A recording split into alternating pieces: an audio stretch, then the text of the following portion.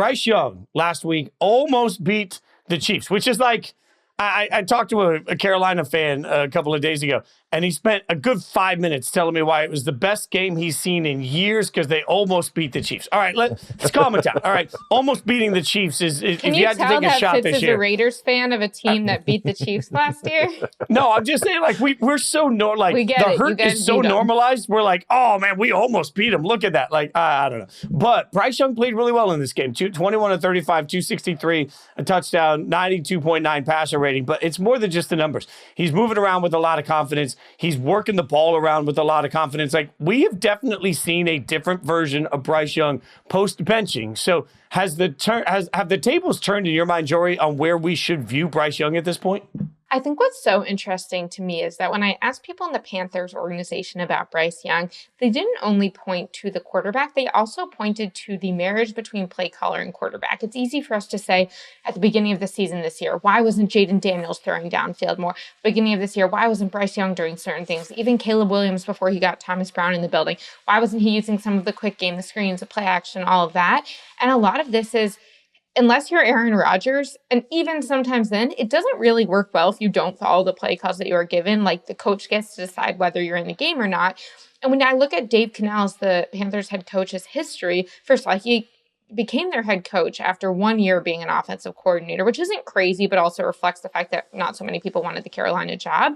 And when he was the coordinator last year in Tampa Bay, who, by the way, they're playing this week, he was with Baker Mayfield, who was a veteran and who is just had a lot more experience than a guy like Bryce Young. Well, even when he was quarterback coach in Seattle, he was quarterback coach for Geno Smith. He was quarterback coach for Russell Wilson. So really his entire NFL career working with quarterbacks, he had been with super experienced guys who might have had varying degrees of success, but they all had a very deep mental bank of coverages to rely upon. It's not Bryce Young's fault that he hasn't been in the league that long, but I think to expect that from him right at the beginning of the season, and oh, by the way, you only gave him 2 games before you benched him in this system, I think that doesn't just reflect on what the quarterback did, it also reflects on the coach and the play caller who was brought to Carolina to quote-unquote fix Bryce Young. I think that we have to realize that. And so when I look at all of this, and I look at some of the things that people in the Panthers organization are telling me they believe, they think that Bryce is trusting his protection more and being more decisive in the pocket. But I also think that there's an element of early down throws, play action, more shots downfield that are not just about Bryce being willing to do it. It's about the play call coming in his headset saying that.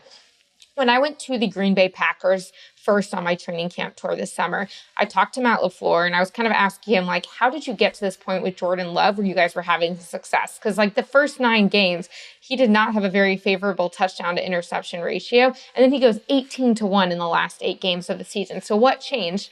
And Matt LeFleur told me that during the Packers game against the Steelers in 2023, Jordan Love made a couple throws and a couple decisions that made him realize, like, I need to stop calling plays so conservatively. I need to essentially take the kid gloves off and let this guy do what he's capable of doing and just trust him a little more. It's not going to go perfect, but I need to trust him.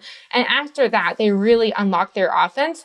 And even when you listen to the way that Dave Canales was talking this week, when you listen to the way Bryce Young's talking this week, and even the guys around him, there is a degree to which I believe it was Adam Thielen said, like, hey, Bryce knows he's not going to be perfect every play, and we're not expecting that of him, but he's willing to try a few more things. And to me, it's really, no, Dave Canales realized, hey, if I'm going to succeed as the coach here, I need to adjust my scheme and my expectations to the quarterback. And I will also say there's a degree of luck here, which is very normal in success around the league, because this is not a coach who was like, you know what, I've realized this about myself. I've taken this self-reflection. Bryce, I want you to start again. This is a coach who goes, the veteran that I was willing to play with because he could run my system was in a car accident where he sprained his thumb. I don't really have another option. I'm still not willing to make Bryce quarterback, going forward. And this is the first week after that near win against the Chiefs when they lost at the very end of the game that Dave Canales has been willing to say days before that Bryce is the starter. But to me, this is a story not about a quarterback. Real quick, Jori, I want to talk about this because I was waiting for this. I wanted to ask you about this. Why, what's the point in the, I think this is the weirdest thing going on in the NFL right now. Maybe that's hyperbole because there's a lot of weird things going on in the NFL. But the fact that Dave Canales won't just sit there and say, yes, Bryce is going to start the rest of the season. What is going on there? Because it makes no sense to me. The Carolina Panthers are going nowhere, and they've seen some sparks out of a number 1 overall pick.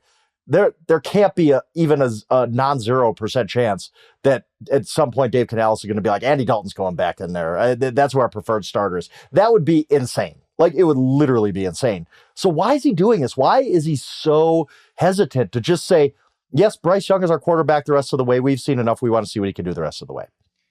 I guess maybe he's making the argument that Bryce has played well when not guaranteed the starter in recent weeks. So why not keep the competition alive in the competitive spirit? But I completely agree with you that I don't think it's the strategy. I mean, again, I go back to Daniel Jones and the way the Giants kind of did him wrong this year.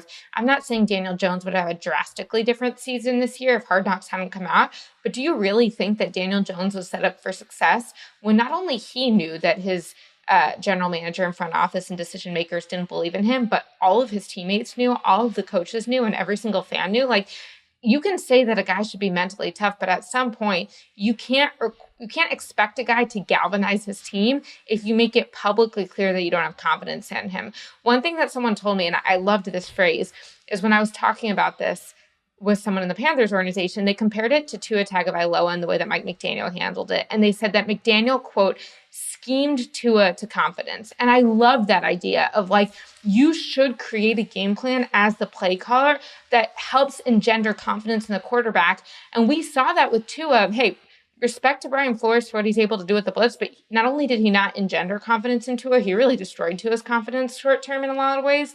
And so I think that it is Dave Canales' job and really his responsibility to continue to set Bryce up for success and for confidence on the field and also off the field.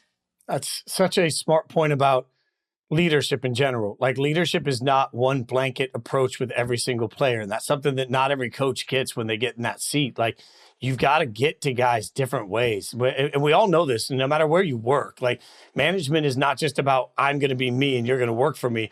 Successful management is about, I'm going to figure out what makes this guy tick. And that's why every former player I work with and talk to and just have relationships with will tell you that the coaches that they really fought the hardest for and played the best for were the coaches that they thought invested in them as people. Why? Because when you invest in someone as a person, you start to understand what makes them tick, and then you know the best way to motivate them. I think such a huge part of this that you just got to figure out, and we expect such immediate success from Bryce and then from Canales. Like, I think it's also fair to look at it and say, hey, maybe these two guys take a little bit of time to figure out how each other tick. Like, when you're in the NFL season, maybe these things change a little bit. That's all fair. And I just have to remind everybody, for Carolina, this is a bad quarterback class coming up. Like, the best situation was never replace Bryce Young. The best situation was figure out how to get the best out of Bryce Young. And that's happening now. Even if all it does is buy them another year where they don't desperately reach at the quarterback position in the draft, that in and of itself is a huge win. They get another year with the opportunity for him to develop. They don't take a guy that they shouldn't take anyway.